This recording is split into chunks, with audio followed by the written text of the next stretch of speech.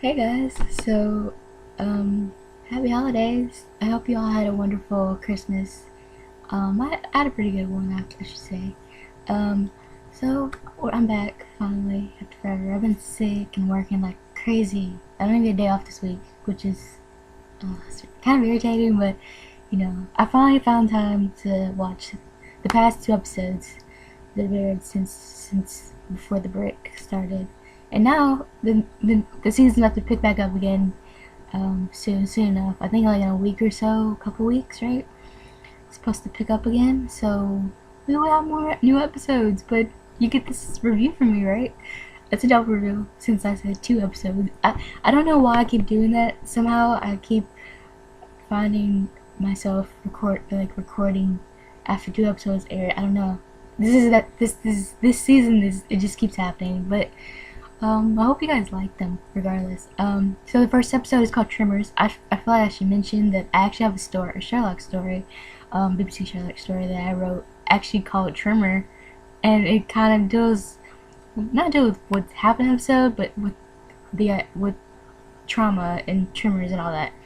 I'll put a link in the description just in case anyone wants to read. I think it's only 3 chapters because it's not long, but no, that's the other one. No, this one I think it's like 5 parts, if I'm not mistaken. I can remember I wrote it a while ago. It was like one of my mini stories. I love writing those for some reason. I don't know. Anyway, I'll put the link in the description should you like to read it. So this episode was the last time I reviewed. I mentioned how nervous I was about this episode, and I was very right to be nervous because we know Detective Bell, he got shot during this episode, and there were a lot of repercussions for what happened as a result. Holmes and Watson were put on trial by it's kind of like in government organizations they do like an internal affairs comes in or whatever. It's kind of like that, but it wasn't. They were put on trial with this judge appointed specifically for the police force, right? I've heard of this before. I just can't think if there's a special name for it or whatever. And so the majority of the episode is him on trial discussing the cases. There were 2 cases technically. Well, not 2 cases. It was like 2 people who kind of intertwined in the same case, but they were supposedly two different. It was technically 2 different kind of cases, but they all wrapped into one that resulted in Detective Bell being shot. And so I'm gonna explain the case kind of quickly, and let's see what happens. Okay, so Holmes and Watson, they were at the station. I'm not sure why. I think they might have been looking at cold case files, but they were there when this kid walks in. He has this sweater on, and the sweater has like a knight on it. And he starts talking about how he is the knight and he had killed his queen. And I was like, it kind of excited me because I'm a fan of like that time, when Merlin and all that came about. And Merlin's actually one of my favorite shows, which I'm still slowly working my way through. Isn't that bad to say that's one of my favorite shows that I haven't finished it yet? It gets me so emotional, you guys, and I can't help it. It gets me emotional. I start crying, and I'm pretty sure I think I might be on the 3rd season now. Yeah, I have to be on the 3rd, I think. Regardless, I might watch it after I finish recording.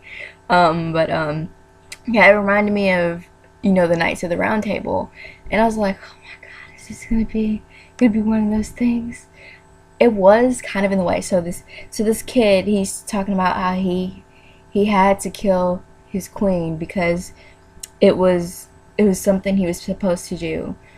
The queen ended up being his girlfriend who broke up with him months ago because we don't really get the reason why they broke up, but it turns out 6 months ago was diagnosed with terminal cancer, and which she was not terminal cancer, but leukemia, and so she had to go start getting treatments for that, radiology and what have you. And at some point they broke up. But the thing about this kid is he's not really a kid. He's technically like he looks like an older like a at least in his 20s. He cuz the girlfriend who died she um she was a teacher, so they had to be like somewhere in their 20s. But he looks very young, so but it turns out the kid he has schizophrenia, and a part of that is multiple personality disorder or delusions. So that's one of those things. He was in a hallucination kind of when he came into the police force, and during that beginning scene, he kept when he was talking about his queen, how he had to kill her for whatever reason. They found out that he had this bag, and he started opening it, and it had guns in it. And when he went to try and grab it, like, because he was talking to them while where Sherlock tried to come in, and Gregson, he's like, no, stop, don't go anywhere, do not go anywhere. He's like, calm, stay there. And so Sherlock, he's like peeking around the corner trying to see if he can help. And Holmes, he's like, let me try something, because the dude, he was about to grab the gun, even though there's like a whole bunch of police officers surrounding him, pointing guns at him. Sherlock wanted to find a way to, get, he wanted to find a way to get make sure he doesn't touch the gun, while also, you know, make sure the dude doesn't hurt himself. I think in a way he was trying to do that. And so he started talking to him about, he had this scarf tied around his wrist, and he mentions how in those times of the Knights of the Round Table, the Knight's Maiden would give them some kind of token of their something kind of token to remember them by, or they would take something of theirs to remember them, and the scarf was one of those type of deals. And so that's why he mentioned that to the boy, and he was like, if you give it to me, I will make sure it gets to her. I'll send a squire to give it to her. And Charlotte, he's playing the part. He's trying to get the guy to trust him. And that's one of the important things to kind of, when you're trying to disassemble a loaded gun, you're trying to defuse something. You want them to be as calm as possible. Get them to trust you first. And that's kind of what Sherlock was doing there. And so when he reaches out, he's like, "Here, let me help you. I'll make sure she gets." And so Sherlock takes a step, and he reaches out, and the boy's about to come to him. Then that's when all the police officers get on him. And then when they go to interrogate him, they find out that he they already know he's schizophrenic, but they didn't know who he was. But Watson, she took a picture of him and sent it to a friend of hers who has connections, and they found his name, which is Silas. I think that's kind of funny. It's kind of biblical, because there's a I almost said character. I'm sorry. Oh, I'm so used to thinking of things in like stories and things, but there's a person in the Bible called Silas, if I'm not mistaken. I'm pretty sure. I really hope I'm not messing something up, because I feel like I remember it from the Bible. Oh my god. I don't remember. I'm pretty sure it is, because it does. I think it is. But anyway, that kind of reminded me of that. And there's also this character on Vampire Diaries, which I haven't watched this new season of it, but whose name is Silas. He's brought in the last season. But anyway, yeah, they found out he's schizophrenic, and he had a girlfriend who was the maiden. Then they went to her house and found her dead there. Found her dead. like she was bleeding, but they didn't really show her after that. But they talked about it. They talked about it, um, and so they found out she took a life insurance, took out her life insurance policy. Like she turned it in to this company who would give you like a lump sum in advance so that you could use it or whatever. Um, but they also had some kind of twist where if they if the person outlived their life insurance policy, that the person who's over their case in the company would have to pay it back. And this guy was the second person that was a part of the case. His name was, I don't remember his, I think his last name is Dylan, but he was the one over the case, the girl's case, because she had to take out her life insurance policy because the treatments were very expensive, especially the one she was enduring during her radiology treatment for leukemia. So that was her way. That was the only way she could pay for it. And so then Holmes, they went to that office and started talking to that guy. And Sherlock, he had already found out that the dude was a felon. Like he somebody got his phone, and he told him that he knew that he was calling this number that was in the area. It was a probation officer, and he's like, but he's not. Felons aren't supposed to be able to get work in certain places because, well, actually, most places they won't get a felon. They won't let a felon come and work for them because it's just people see they're seen as bad people and not trustworthy at all. But the boss had no clue about it apparently, and that became a huge part of why Detective Bell got shot. So someone had overheard, but they didn't have really a true motive for if why Silas was the one who might have killed his girlfriend, because he was in a he's hallucinating. It wasn't something real for him. But they knew the other guy had motive, the one who was in the company who took out, who got her life insurance policy to give her the money. And he had a motive because if someone found out that he was a felon, he had and that the night that she was murdered, that he was what is it called? He wasn't following the rules of his probation, one of which includes not going drinking at bars, because the reason why he's on probation at all and went to jail is because he had he had a bar fight. Like he went just drinking and he broke this dude's leg. So yeah, that wasn't good. And so the thing about this episode is that we never truly know who the killer was for the girl, because that wasn't the important part. The important part was about Detective Bell and the fact that he got shot. The reason why he got shot, this is where it all comes together. The reason why he got shot is because the Dylan guy, the one he was connected with the girl who's dead. He was the one who was over her life insurance policy. He got fired from his job, and he went after Holmes, and Detective Bell was with them.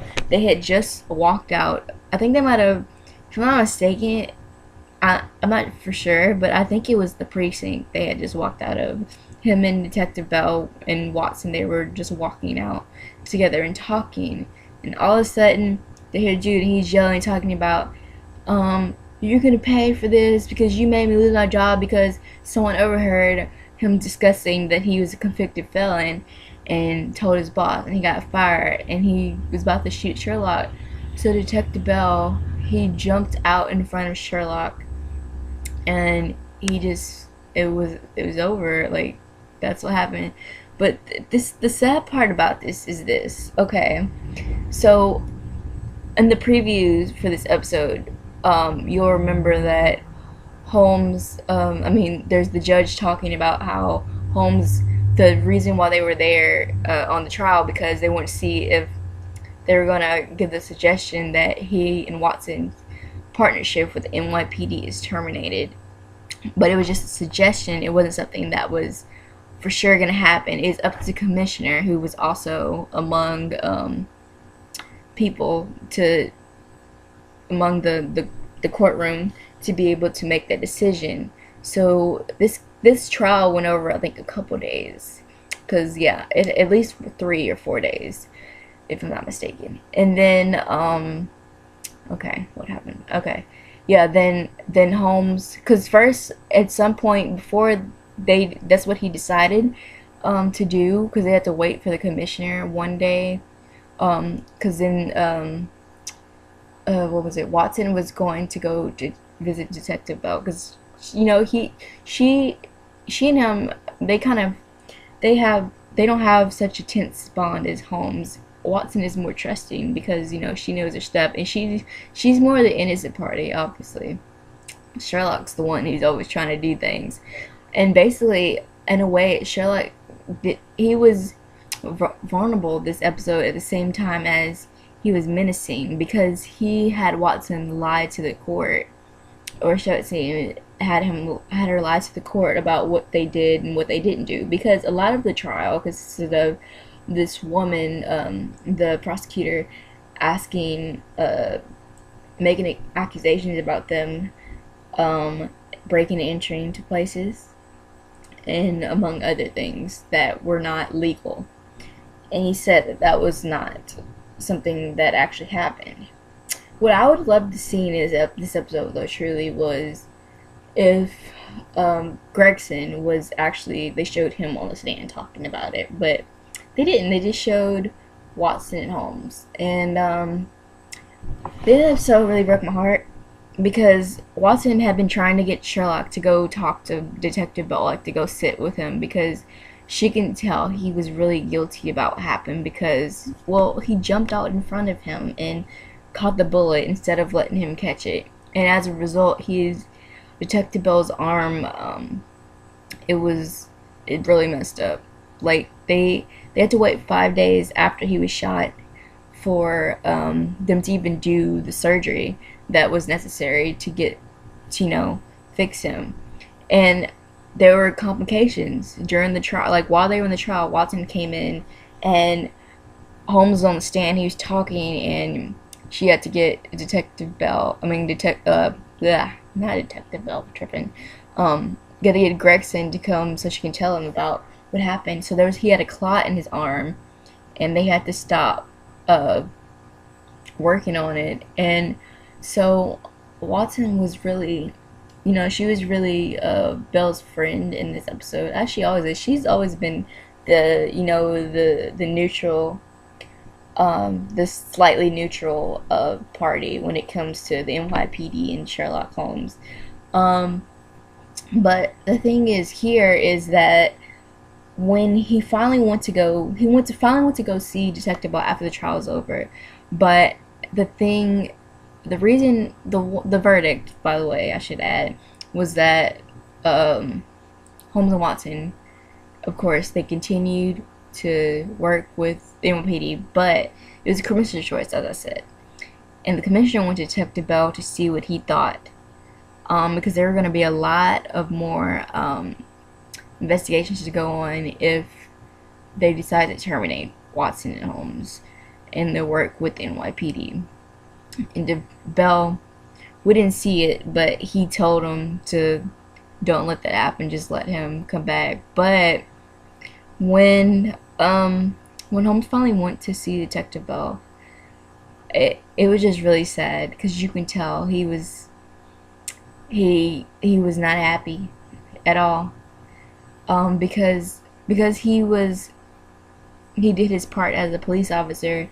He has cerebral palsy in his arm, and it tremors, and it's just not good at all. And so they don't know if he'll be able to use a gun, because it's the hand that he had a gun that he shoots with, you know. And he told Watson, um, um, all detectives are required to carry a firearm. Um, I might not ever be able to carry one. So what will I do? Um, and it just made me sad. But when Holmes went to him, he offered to get him the best help um, possible, and he told him that he would just he'd rather stay in New York um, and trust the doctors, the great doctors here, instead of, because there was, I can't remember what the place was called, but he had found a specialist that was like the best in the world at helping with cerebral palsy and all of that came with it. But he pretty much just told him, no, I don't want your help, and I don't want you here anymore. Like he's really upset, and I just I don't know what's gonna do to their relationship. It's like that time when Gregson was pissed at Sherlock, but that was a bit more tame compared to this. Like Detective Bell, his arm is, he might not be able to use it. Like we saw him use it like little, but he was struggling. You could see the tremors in his hand. It's just really sad, guys. It just is. It made me cry. I was like, oh no, no. Just you could just tell how much it hurts Sherlock to know that in a way this was his fault, because he it was his fault for not doing more research on the guy. um and it was just, oh god, it was just and so now I'll see you guys in a moment with the second half of our review, with internal audit, which is the second half. Okay, I'll see you in a moment. Okay, now it's nighttime. I didn't fall asleep because my internet was being weird, and so I finished half of the episode before I took a nap, and now it's nighttime, and I just finished the episode. So internal audit was it's kind of funny because I think it kind of fit that I decided to make this a topic review, because Tremors, which was the episode before when we know Detective Bell got shot, and there was a lot of repercussions for that. This episode also connected with that. One of the big parts of it was, I'm sorry if you can hear that noise because it's, I think someone's taking a shower and the walls are thin. Distracting me now. But a part of that was that now Detective Bell is back at work, but he can't, he obviously can't do much, so he's doing desk duty, doing files and whatnot. And Watson comes to him in the beginning of the episode, bringing him little take-home dinners that she made, and he thanks her, but there's also this slight hesitation to receive any kind of help from her, even though she's genuine at heart, and I think he knows that she's just trying to help him. And he kind of tells her in his own way that he's not doing well, but he doesn't want her to coddle him, basically. And so we don't get to see much Detective Bell, actually. We only get to see him in the beginning episode and also at the very end, because his scene is like the closing. And I might as well talk about that now, since but it was also talked about with Sherlock and Alfredo, who, if you mention it, remember I mentioned how much I wished they would bring Alfredo back, because I really liked his character and what he was about for Holmes. And because remember, he's his sponsor when he was first starting to go to meetings, before Watson became his partner. And so they brought him back, and the interesting thing about this and how it correlates to Detective Bell is that Alfredo suggested that Sherlock be sponsored for another kid whose name is Randall, who when Holmes was at Alfredo's place, he was doing, if you remember, Alfredo is, he tests like security, like highly secure cars, because he used to be a car thief. And so that's what his job is. So every so often Holmes will go to him and he'll try to unlock it.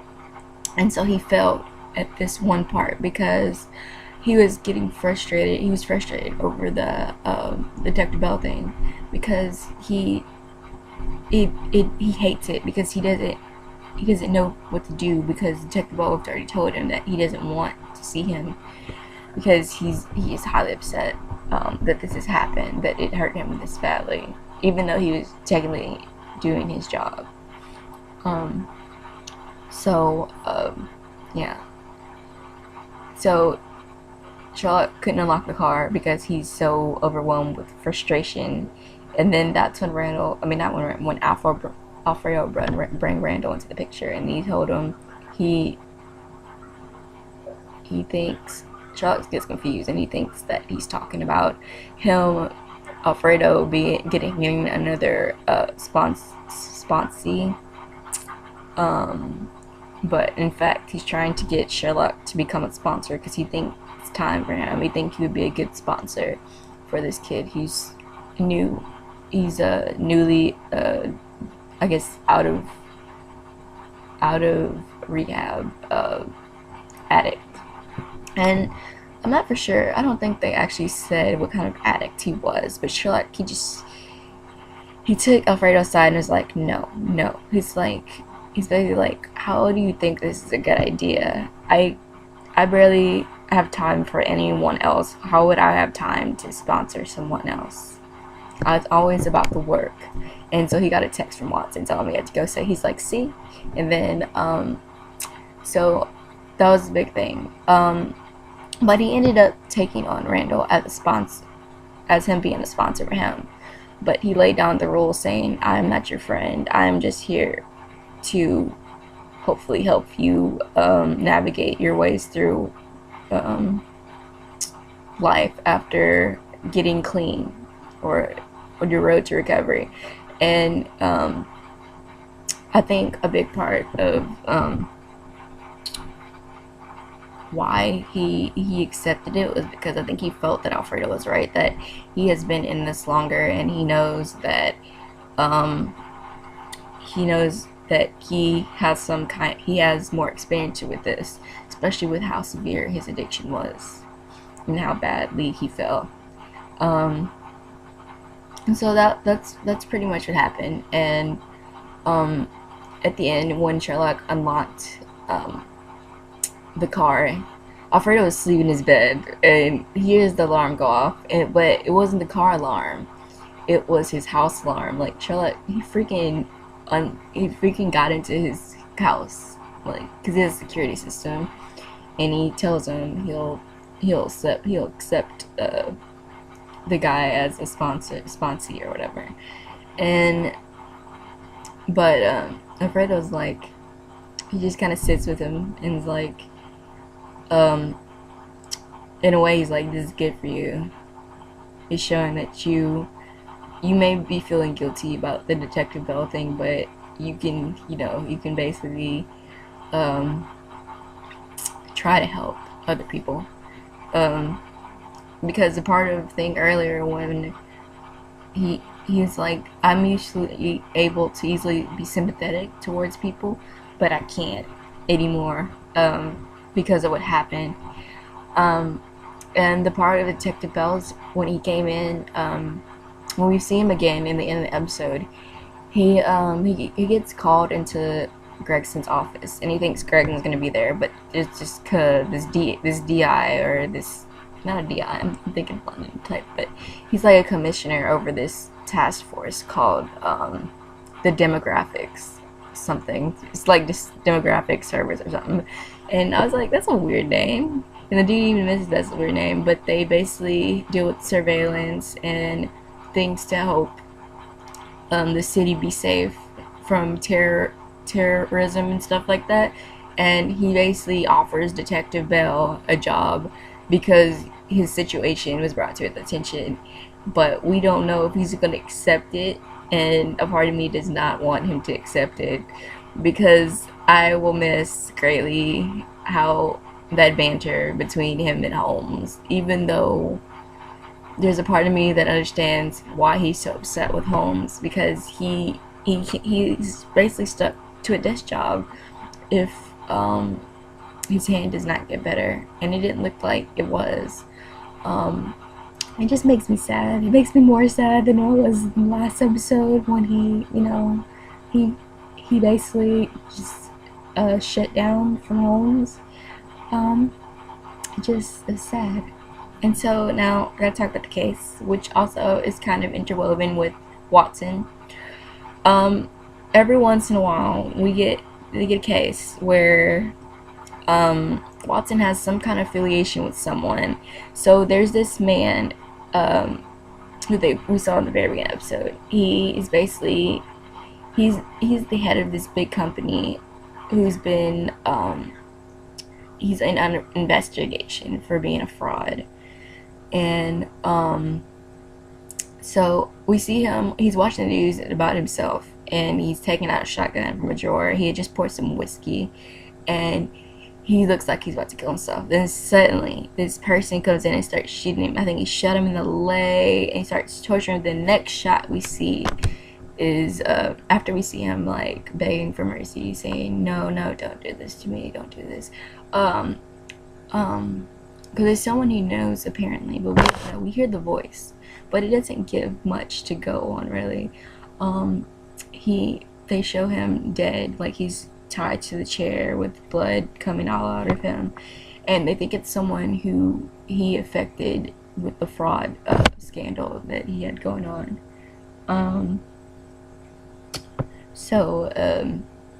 Then and then that's when Holmes and Watson gets on the case. I think also Gregson was there.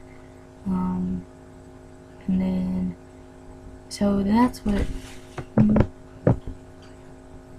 recording, Mom. So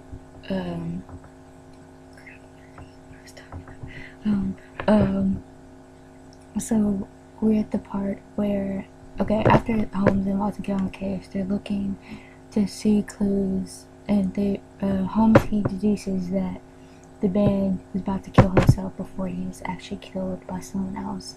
He looked to be startled because it's not the same caliber gun as it was before. So Holmes is like, yeah, we have to, he's like, we have to find another killer because this man was killed by someone else, even though, but the motive, they don't know the motive yet, because it could be someone who was connected with, who was harmed because of their connection with his fraud scam, basically. Before I get to who it was, because I've explained lots of things,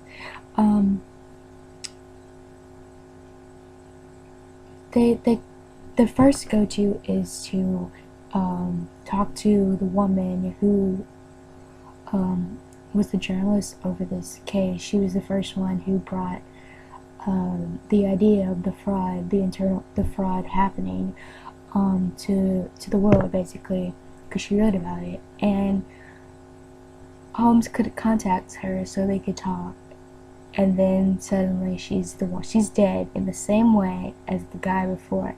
Someone else had killed her.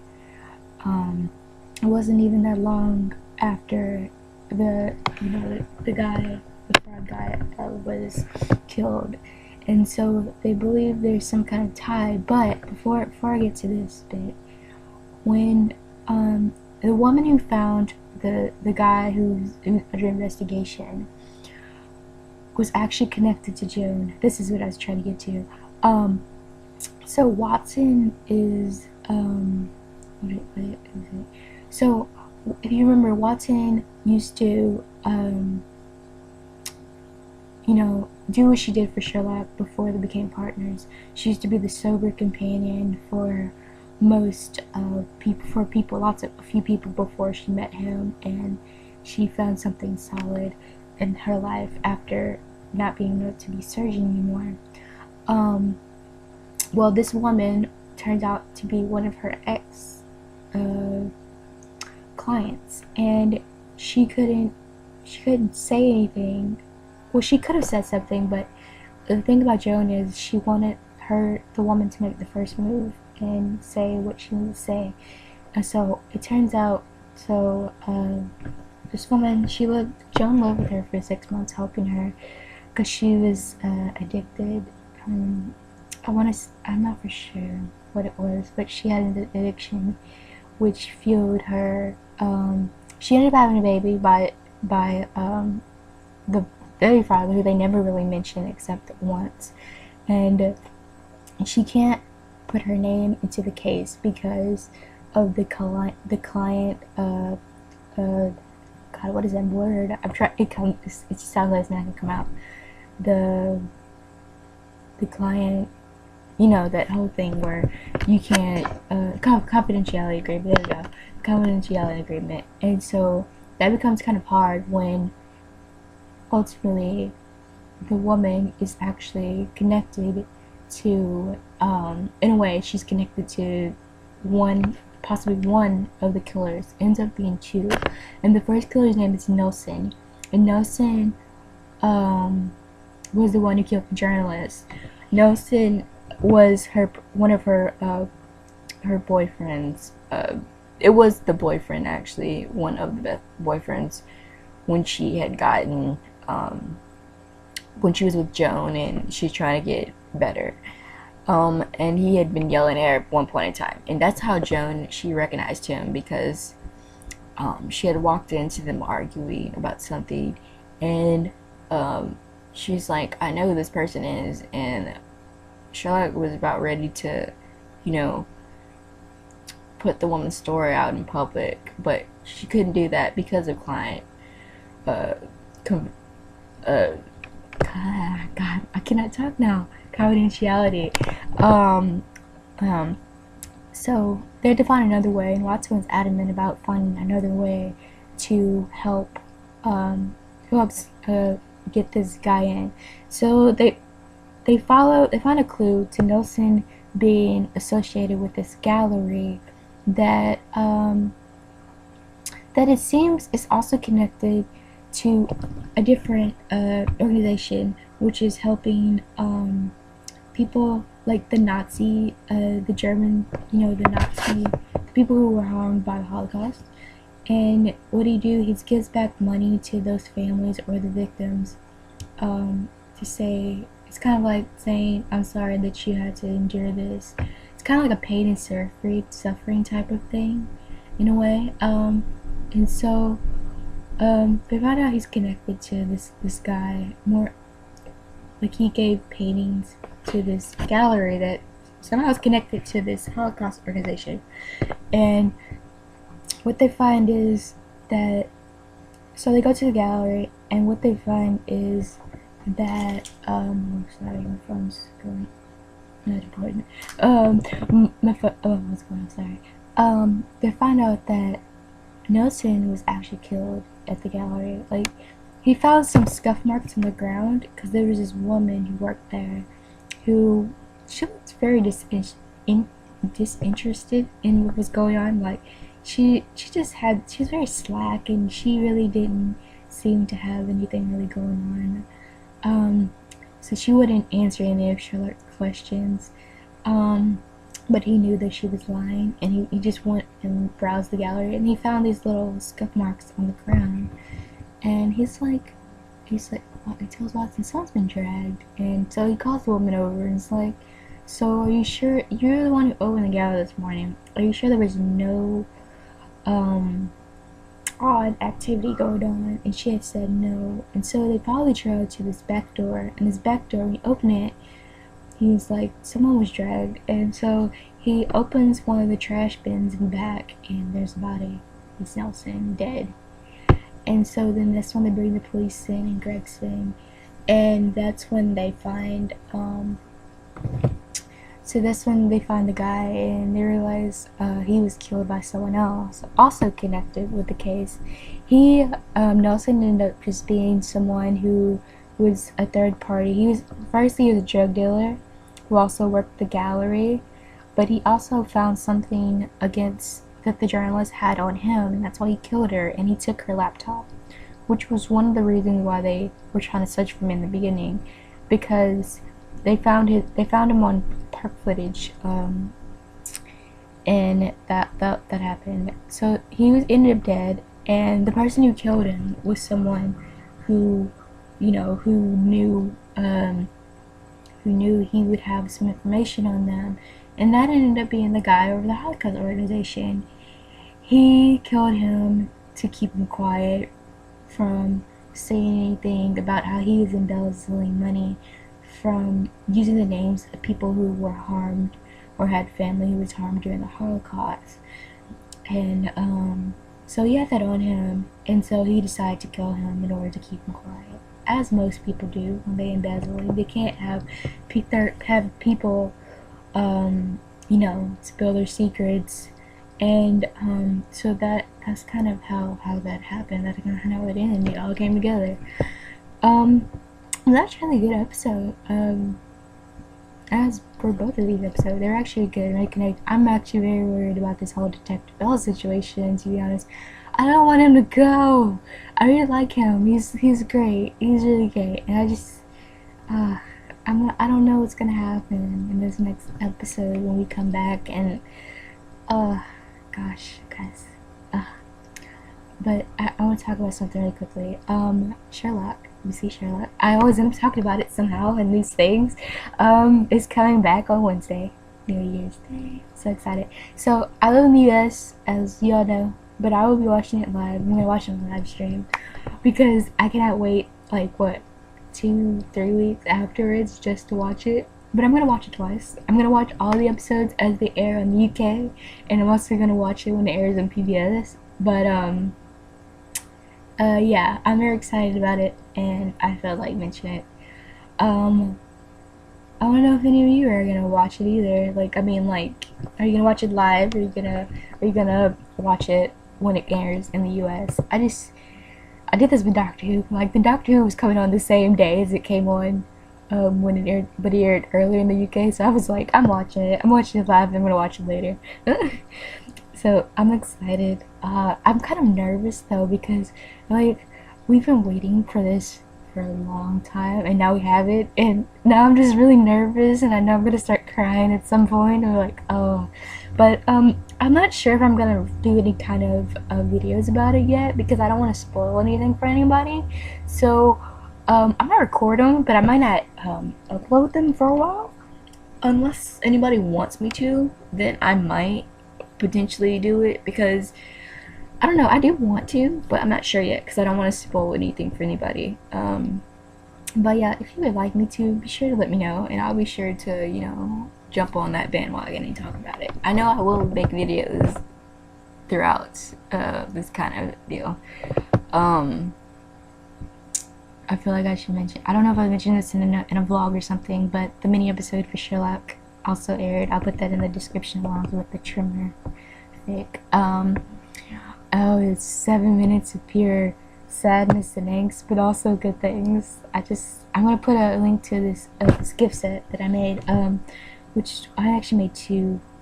And then there was another trailer. I should just put all the Sherlock links in the description, because there's a really small trailer that's on Instagram by BBC One that you all should watch, and it's great. It has Anthea in it. If you remember Anthea, I love her, and I'm so happy she's gonna be back. It was her and Mycroft and Sherlock. It was really short, but I get that. But the thing from the mini episode that I loved, it was Lestrade.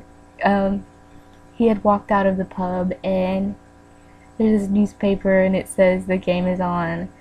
And I'm like, oh, Sherlock! I started crying. Then he looks at it his face kind of makes me happy and sad at the same time. So he looks at it he's like, I know that saying. Then he does this little smile, and it's adorable. I'm really excited about Lestrade in the new season, because he's wonderful, and they give a lot of hints to what he's been up to these past couple years in correlation with everyone else's lives, and I'm very excited about it. But yeah, I'll put all the links to all the things in the description, and I hope you all check them out, and I will see you guys soon. I will probably make a reaction, no, more than likely I'm going to make a reaction video to the empty hearse, more than likely, because this thing is gotta happen, okay? Alright, I'll see you guys later. Bye.